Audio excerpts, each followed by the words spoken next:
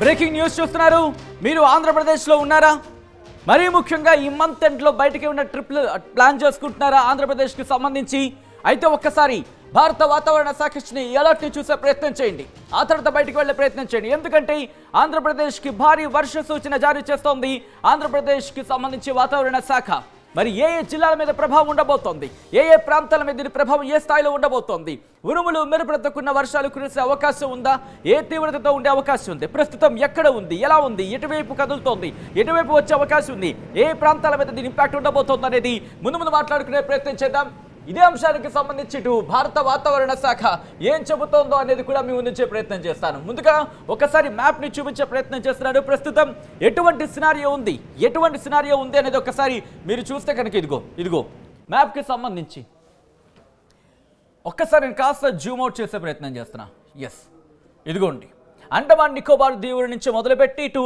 శ్రీలంక వరకు మీరు చూసుకుంటే కనుక ఇంపాక్ట్ ఇక్కడ ఉంది ఆగ్నేయ బంగాళాఖాతంలో ఆవర్తనం ఏర్పడింది ఈ ఆవర్తనం కాస్త వాయుగుండంగా మారే అవకాశం ఉంది ఈ వాయుగుండం కాస్త ఇటు ఇది కాస్త అల్పపీడనంగా తర్వాత వాయుగుండంగా మారే అవకాశం ఉంది దానికి సంబంధించి మీరు చూస్తున్నారు ఏ తీవ్రత ఉందో మీరు అర్థం చేసుకోవచ్చు ఇటు అండమాన్ నికోబార్ దీవుల నుంచి చూసుకొని ఇటు శ్రీలంక వరకు కూడా ఆ ఇంపాక్ట్ మీరు చూడొచ్చు ప్రస్తుతం ఆవర్తనం ఏర్పడింది ఈ ఆవర్తనం కాస్త అల్పపీడనంగా మారే అవకాశం ఉంది అల్పపీడనం బలపడి ఇటు వాయుగుండంగా మారి ఇటు ఆంధ్రప్రదేశ్కి మరీ ముఖ్యంగా ఇటు రెండు తెలుగు రాష్ట్రాలతో పోల్చుకుంటే మరి ముఖ్యంగా ఆంధ్రప్రదేశ్ మీద ఇంపాక్ట్ ఎక్కువగా ఉండే అవకాశం ఉంది అనేది మనకు అందుతున్న సమాచారం ప్రస్తుతం ఇక్కడ ఇంకా ఉంది దాని తీవ్రత అనేది ఇంకా అంతవరకు మనకి ప్రెసెంట్ అయితే యాజ్ ఆఫ్ నౌ అంత లేదని చెప్పుకోవాలి కానీ మరో వారం రోజుల్లో దీని ప్రభావం మనకు ఉండే అవకాశం ఉందనేది భారత వాతావరణ శాఖ చెబుతోంది సో ఈ నేపథ్యంలో ఇటు భారత వాతావరణ శాఖ ఏం చెబుతోంది అనేది నేను మీకు చూపించే ప్రయత్నం చేస్తాను ఒకసారి ఇదిగోండి ఇది భారత వాతావరణ శాఖ ఇచ్చిన రిపోర్ట్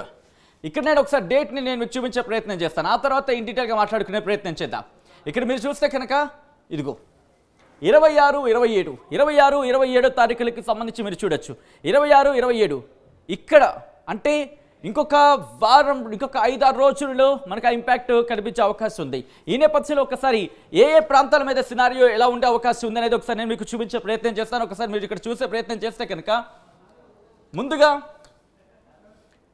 ఉత్తర కోస్తా ఆంధ్ర యానాంకి ఎటువంటి ఇంపాక్ట్ కనిపించట్లేదు యాజ్ ఆఫ్ నౌ ప్రస్తుతానికైతే మాత్రం ఉత్తర కోస్తా ఆంధ్ర యానాంకి సంబంధించి ఇంపాక్ట్ పెద్దగా కనిపించట్లేదు కానీ దక్షిణ కోస్తా ఆంధ్రకు సంబంధించి మీరు చూసుకుంటే ఇటు ప్రకాశంకి సంబంధించి ఎల్లో అలర్ట్ జారీ చేస్తుంది వాతావరణ శాఖ దాంతోపాటు నెల్లూరుకి సంబంధించి ఆరెంజ్ అలర్ట్ జారీ చేస్తుంది ఒకసారి నేను ఇంకా పైకి వెళ్ళి చూపించే ప్రయత్నం చేస్తాను ఇక్కడ గమనిస్తే కనుక నెల్లూరుకి ఆరెంజ్ అలర్ట్ జారీ చేస్తుంది heavy to very heavy rainfall likely at isolated places అని చెప్తోంది ఎట్ ద సేమ్ టైం అలాగే ప్రకాశానికి సంబంధించి చూసుకుంటే heavy rainfall likely to occur at isolated places అంటూ కూడా భారత వాతావరణ శాఖ చెబుతోంది అంటే భారీ వర్షాలు కురిసే అవకాశం ఉందనేది భారత వాతావరణ శాఖ చెబుతోంది ఇంతవరకు మనం కొద్ది రోజుల క్రితం చూసుకున్నాం ఎల్లో అలర్ట్ వరకు ఇచ్చిన పరిస్థితి ఉంది తప్ప ఆరెంజ్ అలర్ట్ అనేది పెద్దగా అంతగా ఇవ్వని పరిస్థితి అనేది చెప్పుకోవాలి కానీ ఇప్పుడు నెక్స్ట్ వస్తున్న ఈ వాతావరణ మార్పులకు సంబంధించి అంటే వాయుగుండంగా మారే అవకాశం ఉందంటూ కూడా చర్చ జరుగుతోంది అంటే 21వ తారీఖున అంటే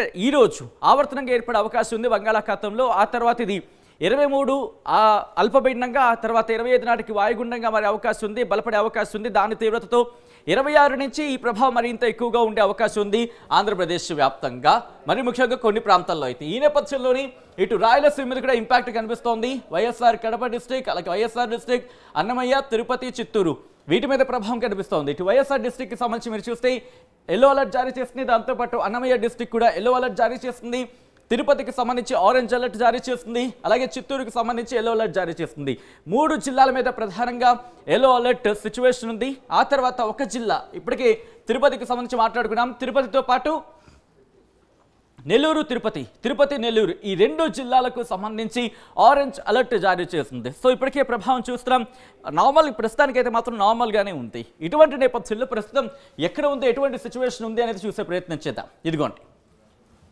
ఇంపాక్ట్ మీరు చూస్తున్నారు ఇదిగో చూస్తే కనుక ఇదిగో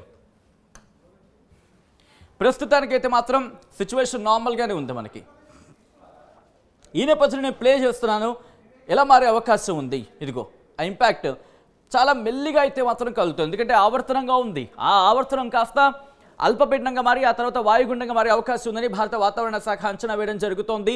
బంగాళాఖాతంలో ఇప్పుడు ఏర్పడిన ఈ ఆవర్తనం అల్పపీడనంగా ఆ తర్వాత వాయుగుండంగా మారే అవకాశం ఉంది.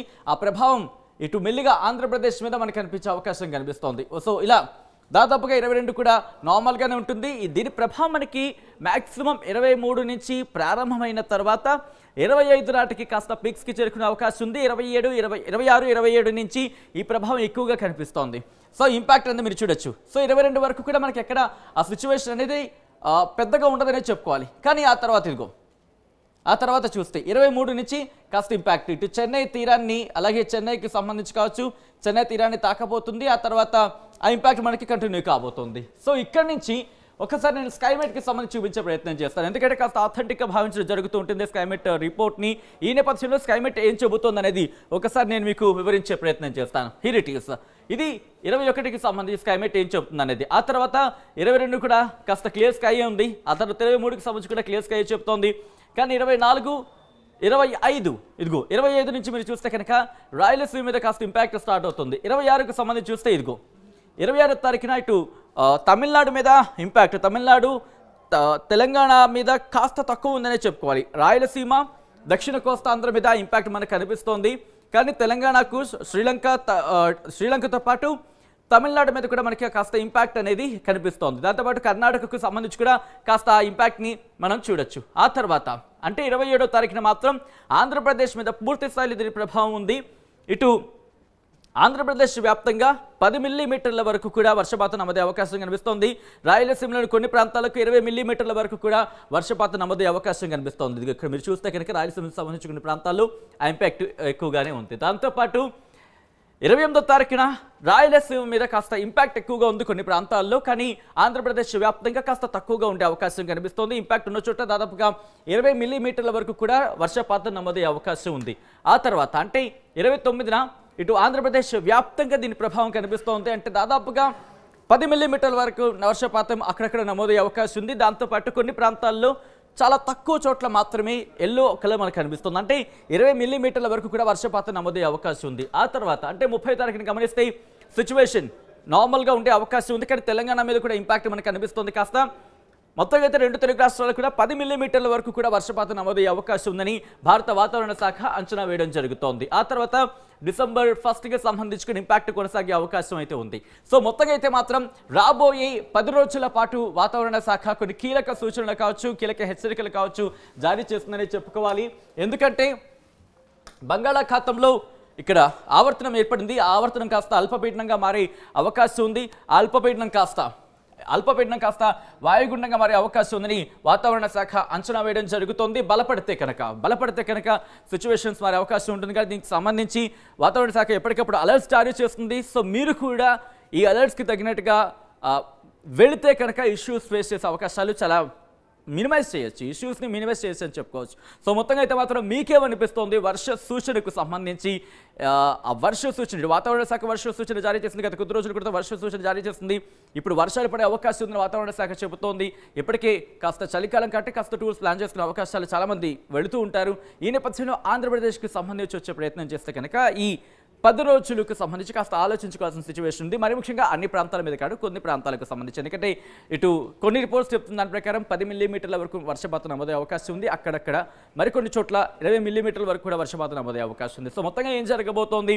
బలపడుతుందా, బలహీనపడుతుందా? చాలా సందర్భాల్లో చూస్తూ ఉంటాం. బలపడితే కనుక ఇంత తుపానుగా మారే అవకాశం ఉంటుంది. బలహీనపడితే కనుక వాయుగుండంగా మారింది, కాస్త అల్పపీడనంగా, తర్వాత మళ్ళీ ద్రోణిగా ఆవర్తనంగానో లేకపోతే నార్మల్గా మారిపోయే అవకాశం కనిపిస్తూ ఉంటుంది. సో ఏం జరగబోతోంది, వాతావరణ శాఖ ఏం చెబుతుంది అనేది ఎప్పటికప్పుడు అప్డేట్స్ మీకు అందిస్తుంది ఆర్టీవీ.